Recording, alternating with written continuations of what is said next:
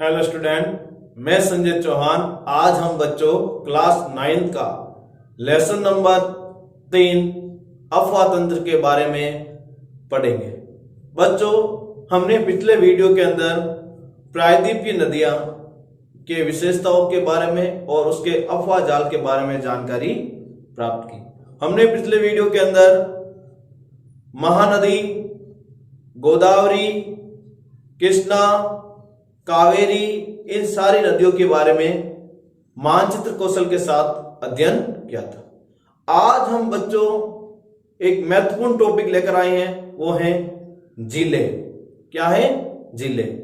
इसके अंदर हम देखेंगे कि भारत की प्रमुख झीलें कौन सी हैं, इनका निर्माण किन कारणों से हुआ है, ये जिले हमारे लिए किस प्रकार उपयोगी हैं और किस तरह हमारी अर्थव्यवस्थाओं के अंदर भी इसका बड़ा योगदान है, इन सब के बारे में हम इसके अंदर अध्ययन करेंगे। तो बच्चों, सबसे पहले मैं आपको थोड़ा बहुत जिलों के बारे में बता देता हूं। सबसे पहले आपको याद रखना है बच्चों, नोट करके, कि जिले के बारे में महत्वपूर्ण बिंदु, जिले के बारे में महत्वपूर्ण बिंदु कौन कौन से हैं। उन महत्वपूर्ण बिंदु के माध्यम से आपके बहुत सारे ऐसे जनरल क्वेश्चन है वो राइट हो जाएंगे। सबसे पहला पॉइंट यही है, विश्व की सबसे बड़ी झील कौन सी है? विश्व की सबसे बड़ी झील कौन सी है? तो याद रखना, कैस्पियन सागर झील। ठीक है बच्चों। फिर अपन लेते हैं विश्व की सबसे खारी झील। तो याद रखना बच्चों, वान झील। कहां की है? तुर्की की। विश्व की सबसे खारी झील वान झील। अगला, विश्व की सबसे ताजा पानी या ताजा मीठे पानी, ताजा मीठे पानी की झील सुपीरिया झील, उत्तरी अमेरिका। कुछ महत्वपूर्ण बिंदु है बच्चों। फिर यदि हम भारत के अंदर देखते हैं तो भारत की सबसे खारी झील, तो भारत की सबसे खारी झील के अंदर यदि पूछा जाए तो वो कौन सी होगी? सांबर झील। अगला, भारत की सबसे खारी तटीय झील, तो वो कौन सी होगी बच्चों? चिल्का झील। ठीक है बच्चों। अगला पॉइंट लेते हैं, भारत की सबसे बड़ी मीठे पानी की झील, तो कहेंगे बच्चों, आपको याद रखना, लिखा क्या आता है? जैसमंद झील, राजस्थान। यदि अगला सवाल आए आपका, भारत की सबसे बड़ी मीठे पानी की कृत्रिम झील, तो इसका उत्तर होगा बच्चों गोविंद सागर झील। ठीक है बच्चों। यदि आपसे पूछे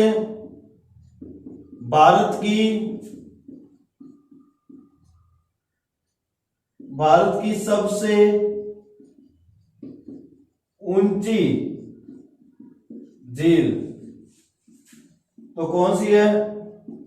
डल झील है जो मीठे पानी की है। कौन सी है?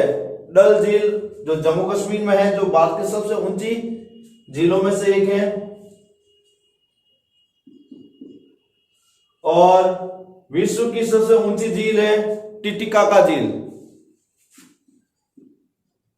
विश्व की सबसे ऊंची झील टिटिकाका झील।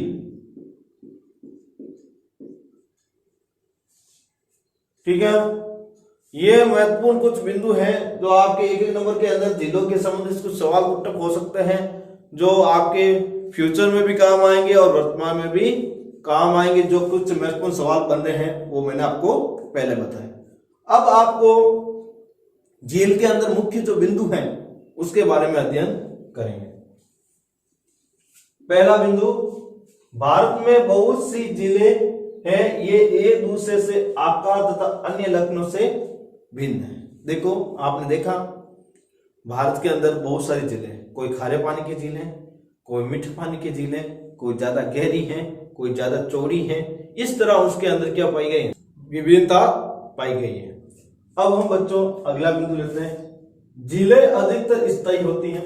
अधिकतर झीलें क्या होती है? स्थायी होती है। और कुछ केवल वर्षा ऋतु में ही पानी रहता है। देखो, कुछ झील ऐसी होती है पूरे वर्ष पानी भरी जाती है, और कुछ झीलों के अंदर से वर्षा ऋतु के अंदर क्या होता है?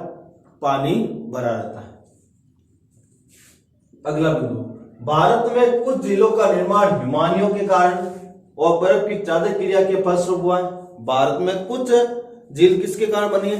हिमानी और बर्फ के चादरों के कारण, तथा वायु, नदियों तथा मानवीय क्रियाओं के कारण भी हुआ है। और कुछ झीलों का निर्माण है वो वायु के कारण, नदियों के कारण और मानवीय क्रियाओं के कारण हुआ है। अगला पॉइंट, नदी विसर्प बाढ़ वाले क्षेत्रों में कटकर गोकुर झील का निर्माण करती है। और नदी विसर्प होते हैं वो बाढ़ वाले क्षेत्रों में अपर्दन करके किसका निर्माण करती है? गोकुर झील का निर्माण करती है। क्या करती है? गोकुर झील का निर्माण करती है। जैसे देखो बच्चों, ये इस तरह चलती है, वो विसर्प कहलाता है। नदी क्या कहलाती है? विसर्प। और इनके बीच में जब ये कटाव होकर इस प्रकार की झील का निर्माण होता है तो क्या बनता है? गोकुर झील। तो नदी विसर्प के अंदर ही गोकुर झील का निर्माण होता है। स्पीट और बाढ़ तटीय क्षेत्रों में लेगून झील का निर्माण करती है। और स्पीट है और बाढ़ तटीय क्षेत्र है, उन क्षेत्रों के अंदर बच्चों किस झील का निर्माण होता है? लेगून झील। किसका निर्माण होता है?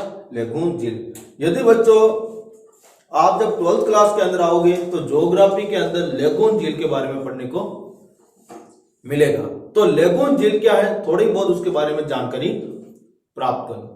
एक ऐसी झील, या फिर हम सीधी भाषा में बोले तो तटीय भाग के जब दो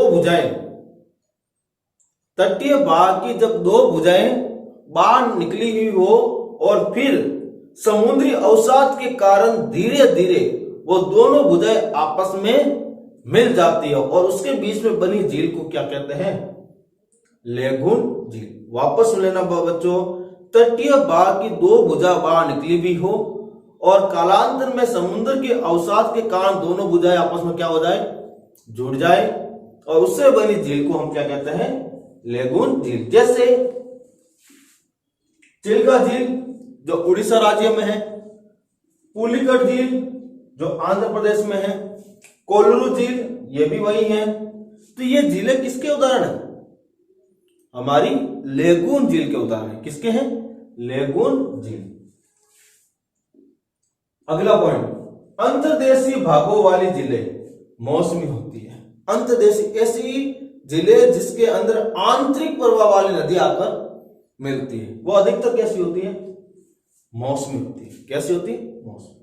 उदाहरण के लिए राजस्थान की सांबर झील एक लवणीय जलवायु झील है, और राजस्थान की जो सांबर झील है वो इसी प्रकार की झील है जो लवणीय जल इसके अंदर पाया जाता है। राजस्थान के अंदर ये जयपुर के अंदर पाई गई है और इसके अंदर जो पानी है वो लवणीय है और इसके अंदर से सोडियम क्लोराइड जैसे तत्वों को निकाला जाता है। और याद रखना बच्चों, ये भारत में खारे पानी की सबसे बड़ी झील है और खारे पानी की तटीय झील होती है तो चिल्का झील है। भारत की सबसे बड़ी मीठे पानी की प्राकृतिक झील है डल झील, भीमताल झील, लोकताल झील और बड़ा पानी झील। ये सब क्या है? भारत की बड़े मीठे पानी वाली क्या है? प्राकृतिक झील है। कैसी झील है? प्राकृतिक झील। डल झील जम्मू कश्मीर में। कहां है? जम्मू कश्मीर में। अभी आपने एक सवाल भी दिखा था, भारत की सबसे ऊंची झील डल झील। कौन सी? डल झील। भीमताल जो है वो है हिमाचल प्रदेश में। कहां पर है? हिमाचल प्रदेश में। लोकताल यह है मणिपुर में। कहां पर है बच्चों? मणिपुर में, याद रखना। और बड़ा पानी ये प्रमुख जिले हैं। तो डल झील, भीमताल और लोकताल जो प्रमुख जिले वो मीठे पानी की हैं। जल विद्युत उत्पादन के लिए नदियों पर बांध बनाने से भी झील का निर्माण हो जाता है। और जल विद्युत उत्पादन करने के लिए क्या करते हैं? बहती हुई नदियों को उस पानी को रोकने के लिए क्या कर देते हैं? बांध बना देते हैं। क्या बना देते हैं? बांध। फिर उस बांध के पानी का वो विद्युत बनाने में उपयोग करते हैं। अब विद्युत कैसे बनाते हैं वो भी आपको मालूम होना चाहिए बच्चों। कि देखो बच्चों, एक टरबाइन नाम का एक उपकरण होता है। क्या होता है? टरबाइन नाम का एक उपकरण होता है। वो क्या करता है कि जल की जो गतिज ऊर्जा है उसको विद्युत ऊर्जा में क्या करता है? कन्वर्ट करता है या परिवर्तन करता है। क्या होता है कि जब बहता हुआ जल तेजी से आता है तो टरबाइन के अंदर लगा हुआ एक चक्र होता है या पंखा होता है, वो तेजी के साथ घूमने लगता है। और वो जितना तेजी से साथ घूमने लगता है तो वो जल की जो यांत्रिक या गतिज ऊर्जा होती है उसको वो मशीन किसमें परिवर्तन कर देती है?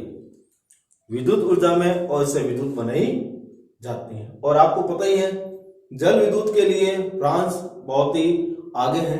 वहां पर अधिकतर जल विद्युत का प्रयोग होता है। और विश्व में सबसे ज्यादा जो जल विद्युत है प्रति व्यक्ति देखा जाए तो वो नॉर्वे में है। विश्व में सबसे ज्यादा प्रति व्यक्ति जल का उपयोग करने वाले जो देश है वो नॉर्वे है। और एशिया में सबसे ज्यादा बच्चों जलीय ऊर्जा का जो उपयोग करने वाला जो देश है बच्चों वो जापान है। कौन सा बच्चों? जापान है। और भारत के अंदर ज्वारीय ऊर्जा के रूप में जलीय ऊर्जा का प्रयोग होता है। किस रूप में? ज्वारीय ऊर्जा के रूप में जलीय ऊर्जा का प्रयोग होता है। वो हमारा क्षेत्र है गुजरात का कच्छ क्षेत्र। कौन सा क्षेत्र? कच्छ की खाड़ी क्षेत्र है। वहां पर ज्वारीय ऊर्जा के द्वारा जल का विद्युत उत्पादन किया जाता है। तो ठीक है बच्चों, समझ में आया होगा आपको। अब हम अगला बिंदु लेते हैं। जैसे गोविंद सागर झील, जल विद्युत के लिए कौन सी झील है? गोविंद सागर झील, जो सतलज नदी के ऊपर जो भाखड़ा नागल बांध है उसके जस्ट पीछे बनाया गया है। भाखड़ा नागल बांध जो सतलज नदी के ऊपर बना हुआ है उसी के पास बना हुआ है, उसी की धारा से यह बना हुआ है। और ये भारत की सबसे बड़ी कृत्रिम मीठे पानी की झील है। कृत्रिम मीठे पानी की झील है। सवाल भी मैंने यहां पर बनाया है अभी। भारत की सबसे बड़ी कृत्रिम मीठे पानी की झील। झीलें मानव के लिए अत्यधिक लाभदायक होती है। झीलें होती हैं बच्चों वो मनुष्य के लिए बहुत लाभदायक होती है। यदि हम उसके लाभ गिने तो बहुत ही अनगणित हैं। लेकिन कुछ लाभों के बारे में हम पढ़ते हैं। वर्षा ऋतु में बाढ़ को रोकती है। यदि ज्यादा बारिश हो जाए तो वो सारा पानी किसमें इकट्ठा हो जाएगा? झीलों में, जिसके कारण आसपास के क्षेत्रों में क्या नहीं आएगी? बाढ़। तो बाढ़ को कंट्रोल करती है। दूसरा, सूखे के मौसम में यह पानी के बहाव को संतुलित करती है। यदि सूखा पड़ गया, वर्षा कम हुई, तो उस झील का जो पानी है वो हम विभिन्न रूपों में प्रयोग कर सकते हैं। पीने में कर सकते हैं, सिंचाई में कर सकते हैं, पशुपालन में कर सकते हैं, औद्योगिक क्रियाओं में कर सकते हैं। बहुत सारी ऐसी क्रियाएं जहां झीलों का पानी का उपयोग करके हम अधिक उत्पादन प्राप्त भी कर सकते हैं। इसके अलावा जल विद्युत में, पेयजल में, मछली पालन में भी किया जाता है। इसके अलावा विद्युत उत्पादन में भी होता है, पीने में भी कर सकते हैं, मछली पालन में भी झीलें का उपयोग होता है। अब हम अगला बिंदु लेते हैं। झीलें जलीय पारितंत्र को संतुलित करती है। झीलें हैं वो जलीय पारितंत्र को क्या करती है? संतुलित करती है। जलीय पारितंत्र मतलब जल के अंदर रहने वाले वनस्पति और जीवों को क्या करती है? संतुलित। यदि झीलें नहीं होती है तो जलीय वनस्पति और जलीय जीव तीसरे क्या हो जाएंगे? नष्ट हो जाएंगे। प्राकृतिक सुंदरता बनाए रखते हैं और ये झीलें प्रकृति को क्या प्रदान करता है? सुंदरता प्रदान करता है। क्या करता है? सुंदरता।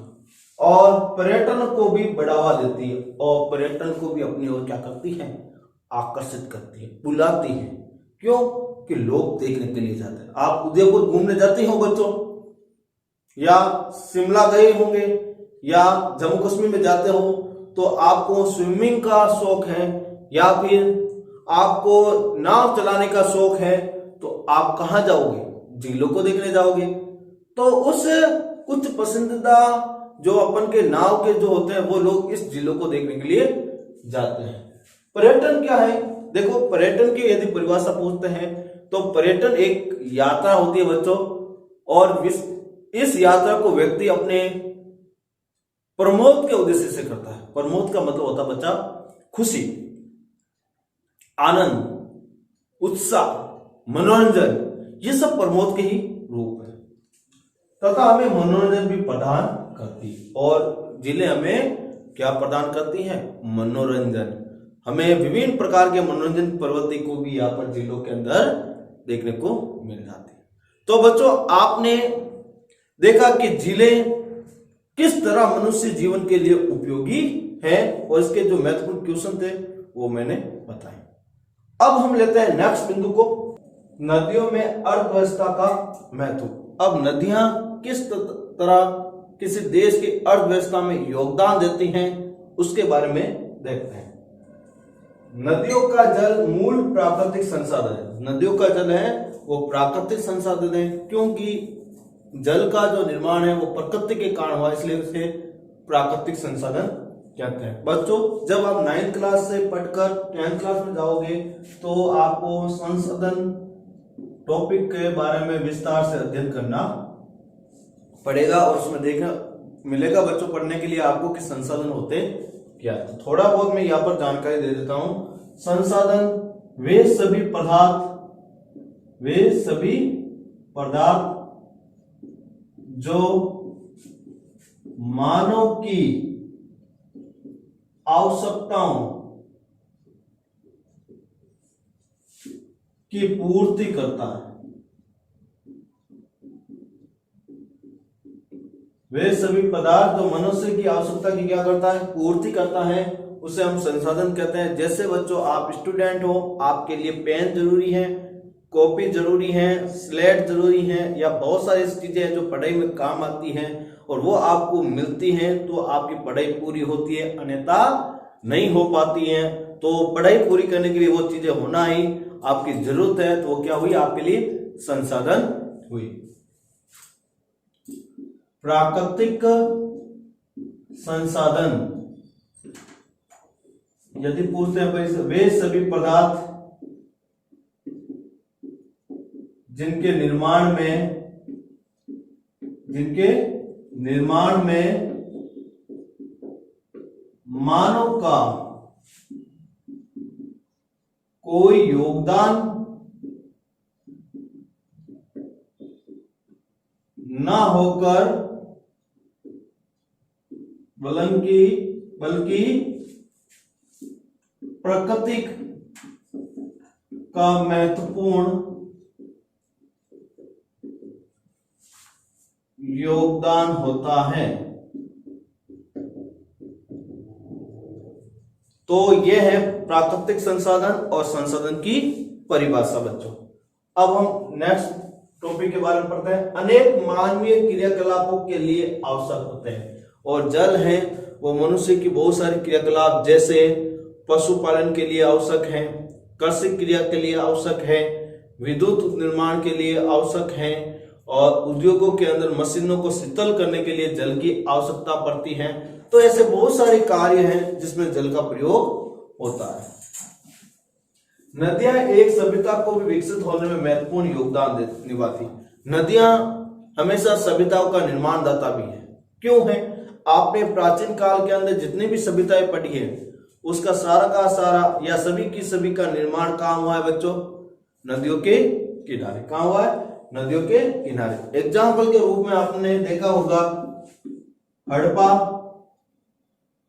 इसका यदि निर्माण देखते हैं तो कौन सी नदी किनारे? रावी नदी।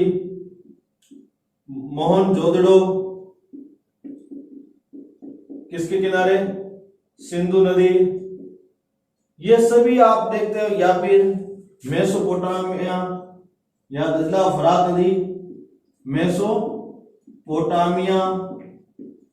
किसके पास है? दजला व फरात।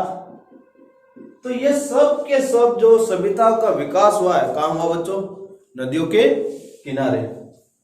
भारत की अधिकांश जनसंख्या जीविका के लिए कृषि पर निर्भर है।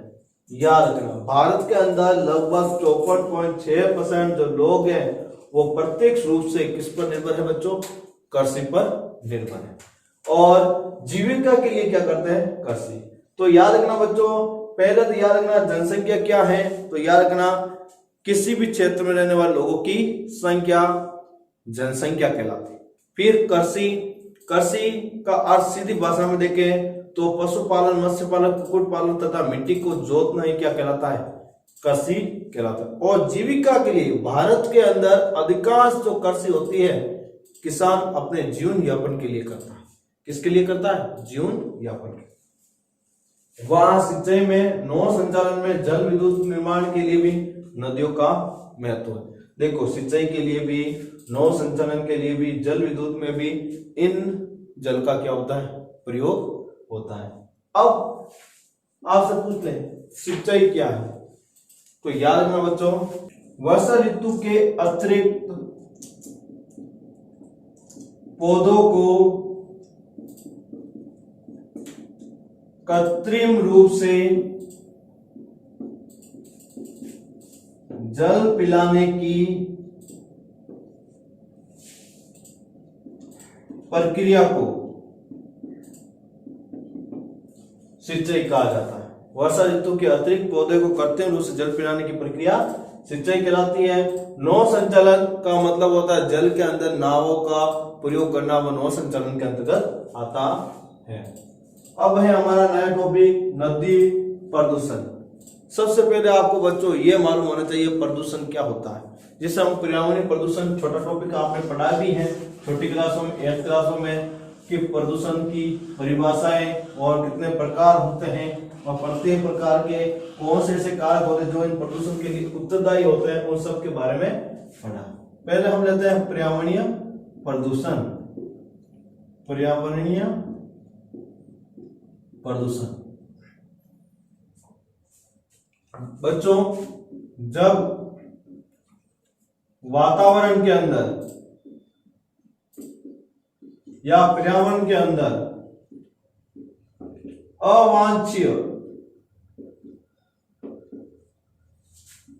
तत्वों का मिश्रण हो जाता है, उसी को हम क्या कहते हैं बच्चों? पर्यावरणीय प्रदूषण। ठीक है बच्चों, यदि अपन पूछ लें नदीय प्रदूषण, जब नदी के अंदर अवांछनीय तत्वों का मिश्रण हो जाता है, जिससे नदी जल की गुणवत्ता में कमी आ जाती है,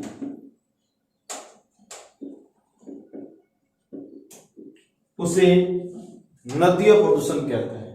तो आपको मालूम हो गया बच्चों पर्यावरण प्रदूषण और नदीय प्रदूषण की परिभाषा क्या है। नदी जल की घरेलू, औद्योगिक तथा कृषि में बढ़ती मांग के कारण इसकी गुणवत्ता प्रभावित हो रही है। देखो आजकल हम नदी का जल है वो कृषि क्रियाओं में, औद्योगिक क्रियाओं में बहुत अधिक मात्रा में कर रहे हैं, जिसके कारण इसकी गुणवत्ता में क्या आ रही है, कमी आ रही है। इसके परिणाम स्वरूप नदियों से अधिक जल की निकासी होती है, और जब उद्योगों में, घरेलू क्रियाओं में और कृषि क्रियाओं में जल की मांग बढ़ी है तो उसमें बहुत अधिक मात्रा में जल को क्या किया, हमने निकाला है। तो जल को हमने क्या किया है, निकाला है, जिसका कारण इसका आयतन घटता रहा है, जिसके कारण नदियों के अंदर जल की मात्रा धीरे धीरे क्या होती रही बच्चों, कम होती रही है।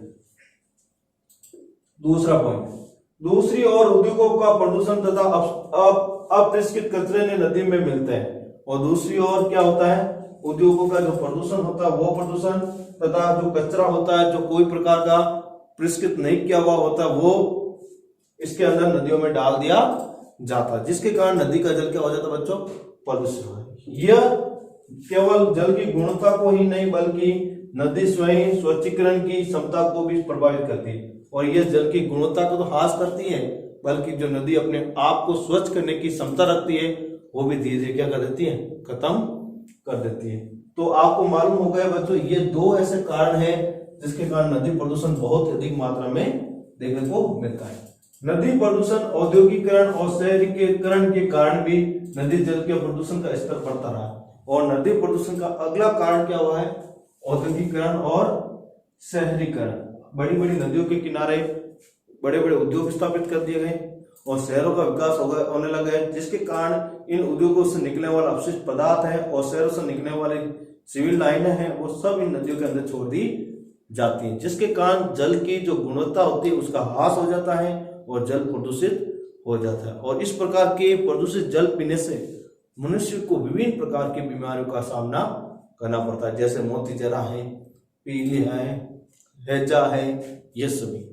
तो ये सब बच्चों किसके कारण होता है, नदी प्रदूषण के जल या प्रदूषित जल पीने से। तो बच्चों आपने 9th क्लास का जो लेसन था अफवाह तंत्र, उसके बारे में आपने विस्तार से अध्ययन किया। सबसे पहले हमने अफवाह तंत्र के जो हिमालय अफवाह तंत्र और प्रायद्वीपीय अफवाह तंत्र के विभेद पढ़ा। फिर हमने हिमालय अफवाह तंत्र, सिंधु नदी अफवाह तंत्र, गंगा नदी अफवाह तंत्र और ब्रह्मपुत्र नदी अफवाह तंत्र के बारे में पढ़ा। फिर हमने प्रायद्वीपीय अफवाह तंत्र में पढ़ा, जिसमें महानदी, गोदावरी, कृष्णा, कावेरी, ताप्ती, इन सब के बारे में पढ़ा। फिर हमने बच्चों झीलों के बारे में पढ़ा। फिर हमने नदियों में अर्थव्यवस्था का महत्व और नदी प्रदूषण के बारे में जो टॉपिक थे उन सब का हमने अध्ययन किया है। अब जो हमारा जो अगला टॉपिक होगा वो एक नया टॉपिक होगा, वो होगा जलवायु से। किससे संबंधित होगा, जलवायु के संबंधित। वो अगले वीडियो के अंदर हम पढ़ेंगे। Thank you.